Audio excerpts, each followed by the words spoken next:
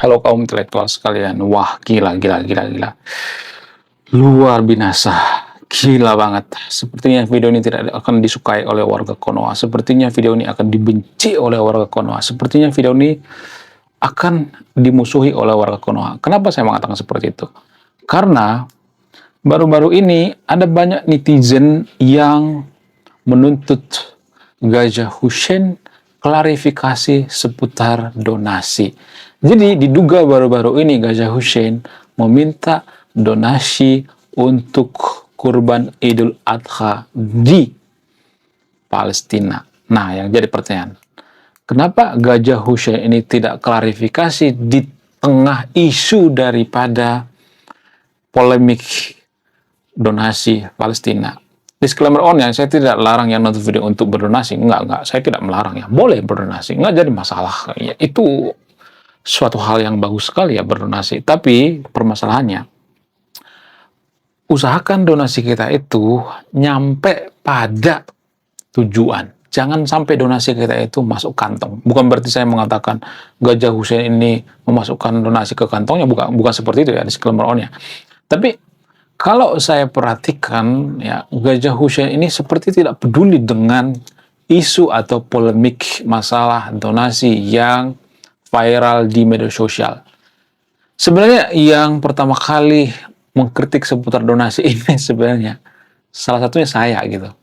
Ya, jadi saham saya itu banyak sebenarnya di bidang mengkritik donasi ini. Karena gini guys, logikanya gini ya. Saya tidak mengatakan bahwa semua pengepul donasi yang ada di Konoha itu bermasalah. Saya tidak mengatakan seperti itu. Tapi gini guys, setelah saya baca data, ternyata donatur terbesar di Palestina itu Amerika, Inggris, ya, Uni Emirat Arab. Nggak ada tuh Indonesia. Harusnya kan ada Indonesia gitu. Karena kita setiap ada masalah donasi, tiada masalah donasi, tiada nggak ada hujan, nggak ada awan donasi ke Palestina, saudara-saudara kita Palestina gitu.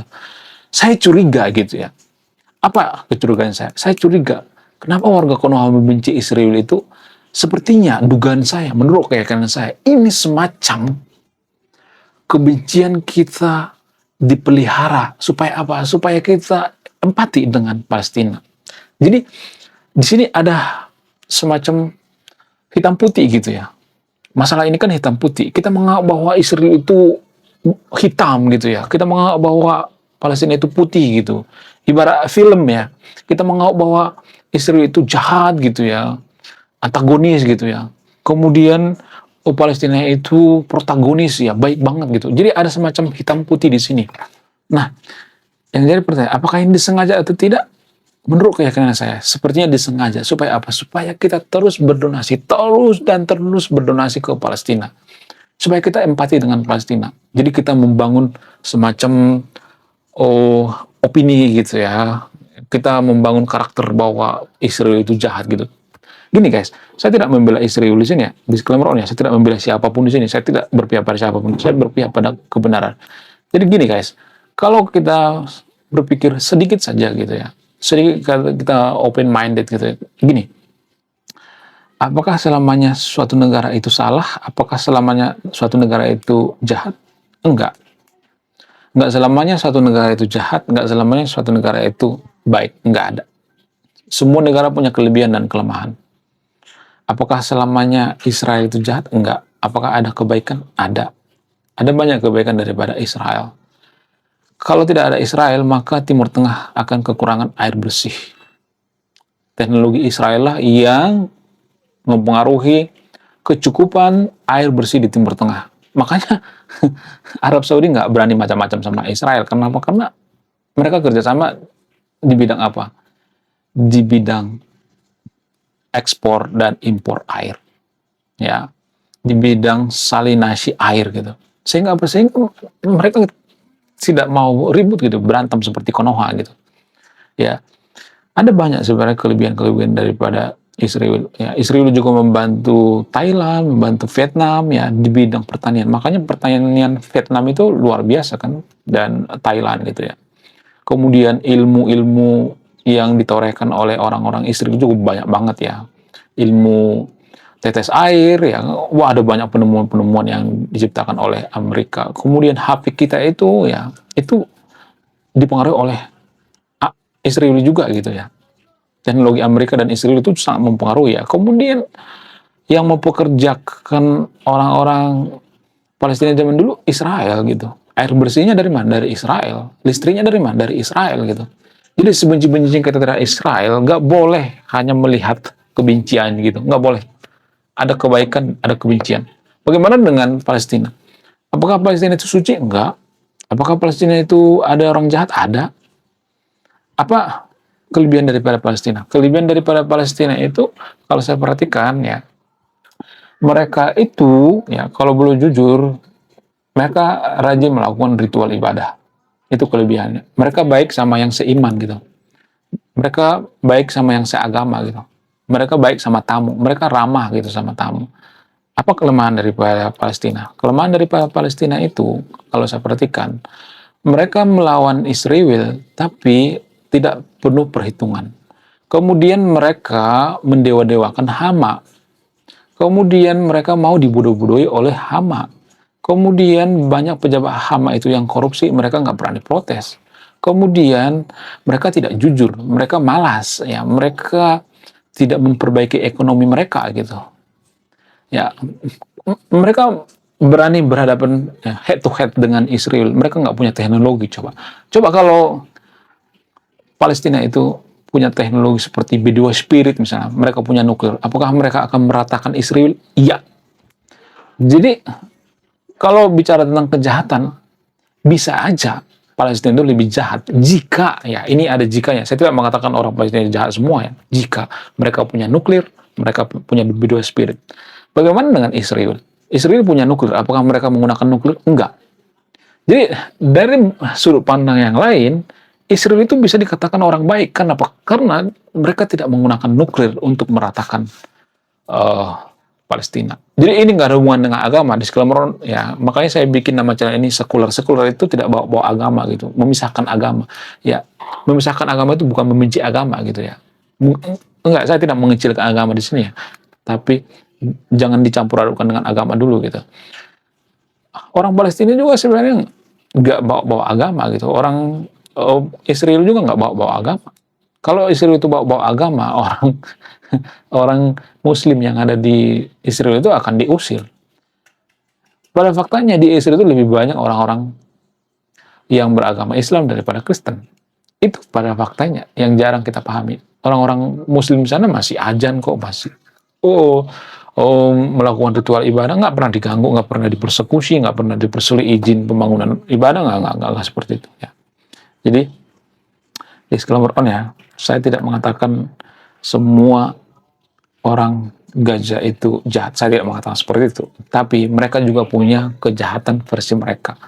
Ya, mereka membenci Israel karena apa? Karena ya mungkin dipengaruhi oleh tradisi-tradisi masa lampau gitu ya, mungkin dipengaruhi oleh dalil-dalil tertentu, ayat-ayat tertentu gitu ya. Kita nggak tahu ya, who know ya. Jadi kita tidak bisa melihat suatu negara itu hanya melihat kebenciannya gitu ya. Nggak boleh seperti itu. Ada kelebihan dan kelemahannya. Sama seperti Gajah Hussein. Apakah selamanya Gajah Hussein ini salah? Enggak juga.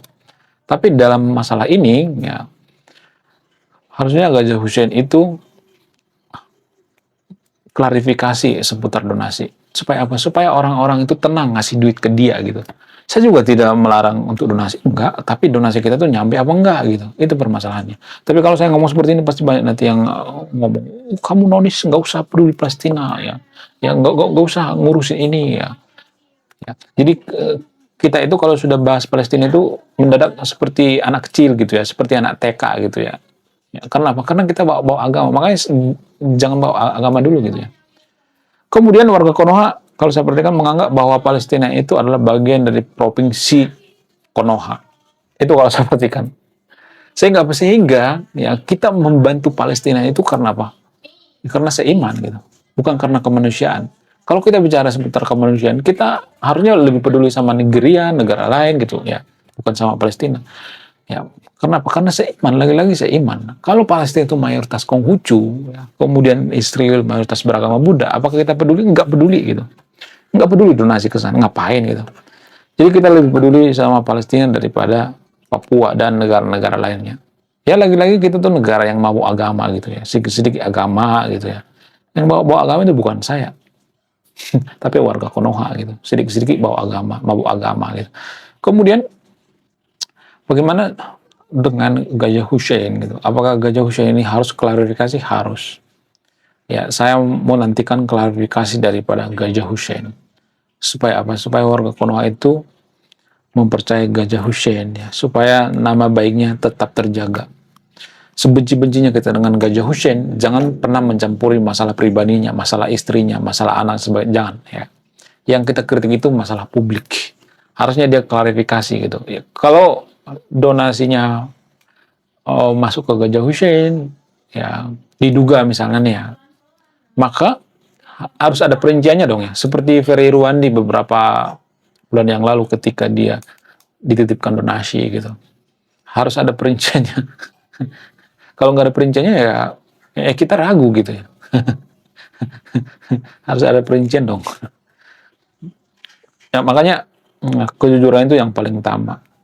Tapi kalau saya perhatikan di Konoha itu, kita itu memuja-muji pemuka agama itu walaupun nggak jujur gitu. Kita nggak peduli pemuka agama itu jujur atau tidak gitu ya. Tapi kalau misalnya nih Gajah Hussein misalnya nih, dugaannya kalau misalnya suatu saat gitu ya, dia misalnya melakukan kesalahan gitu ya, dan ya mirip-mirip seperti kasus-kasus yang baru ini viral gitu ya, kiai dikatakan dukun apa segala macam gitu ya. Ketika sudah salah maka kiai akan disebut dukun gitu. Nah, yang jadi pertanyaan, bagaimana dengan Gajah Hussein? Ketika dia melakukan kesalahan, apakah dia akan diakui? Enggak akan diakui. Enggak akan introspeksi diri. Ya, harusnya introspeksi diri. Ya, yes. Ya, Gajah Hussein itu umat Muslim. Kita harus introspeksi diri. Kita harus bertanggung jawab. Harusnya seperti itu. Tapi kan kita nggak pernah introspeksi diri ya. Selalu melemparkan tanggung jawab terhadap orang lain. Oh, itu bukan seiman dengan kita. Oh, itu nanti pasti dikarang lagi alasannya gitu ya. Jadi kita itu susah ya introspeksi diri. Kenapa? Karena ya lagi-lagi seiman, bias seiman. Makanya saya pernah mengatakan bahwa agama itu bisa aja seperti partai politik. Kalau satu partai dengan kita, ya kita bela-belain gitu ya. Kenapa? Karena takut partai kita rusak gitu ya. Karena kita menjaga marwah partai kita gitu. Saya melihat agama itu zaman sekarang ini, nggak semua tapi di Islam ya, agama itu seperti partai politik. Kalau seiman dengan kita bela-belain gitu ya. Kalau beda iman dengan kita, oh biasanya kita kata-katain. Ya, kalau logika mistika dalam agama selain agama kita akan mengatakan, oh ini nggak mungkin, nggak masuk akal ya. Tapi kalau ada logika mistika dalam agama kita, oh itu ada penjelasan logikanya. Apa sih nggak mungkin ya bagi Tuhan ya kan? Bisa akan mengatakan seperti itu. Jadi kita itu sebenarnya standar ganda banget. Bagaimana dengan pembela Gajah Hussein? Itu standar ganda banget ya. Karena Gajah Hussein itu bawa agama sehingga kita menganggap mereka pahlawan. Ya Gajah Hussein itu manusia, bisa salah, bisa benar juga gitu. Jadi jangan terlalu didukung mati-matian gitu ya. Saya tidak, oh gini guys ya. Kalau seseorang itu salah ya salah aja gitu ya. Jangan karena dia pemuka agama, karena dia bawa agama kita melupakan kesalahan, nggak boleh seperti itu. Kalau salah salah gitu ya. Demi apa? Demi kemajuan bangsa kita gitu. Demi kejujuran gitu ya. Harusnya klarifikasi dong ya, klarifikasi donasi. Menurut kalian gimana? Coba tulis kolom komentar ya. Saya tidak akan memutuskan, Anda yang memutuskan. Wah, gila, luar biasa. Akhirnya buku kedua dan ketiga gua rilis juga. Buku kedua gua ini judulnya Budi Tanpa Pekerti. Dari judulnya sudah menarik. Dan kisah daripada buku ini sangat-sangat dilematis sekali.